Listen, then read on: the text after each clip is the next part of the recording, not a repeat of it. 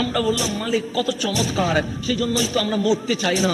আল্লাহ যখন ক্যান্সার দেয় আমরা বলি বাঁচতে চায়, মাওলা যখন প্লাস দেয় আমরা বলি বাঁচতে চায়। আল্লাহ বলি কেন বাঁচতে চাস? আমরা বললাম মালিক আমাদের পরিবার সুন্দর, আমাদের ঘর সুন্দর, এই দুনিয়াটা কত সুন্দর করে বানিয়েছো আমরা দেখতে চাই।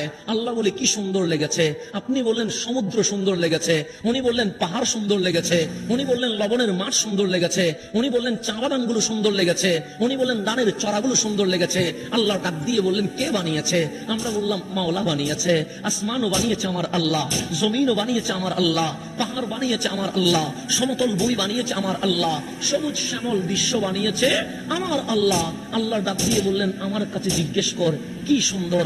আমরা বললাম মালিক বলো না কি সুন্দর।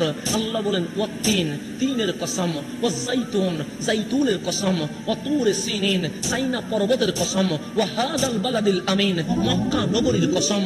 মাওলা চার কসম করে বলছেন পাহাড় সুন্দর লাগে নাই, সমতল ভূমি সুন্দর লাগে নাই, আসমান সুন্দর লাগে নাই, তারকারাজি সুন্দর লাগে নাই, তাদের মিটিমিটি হাসি সুন্দর লাগে নাই।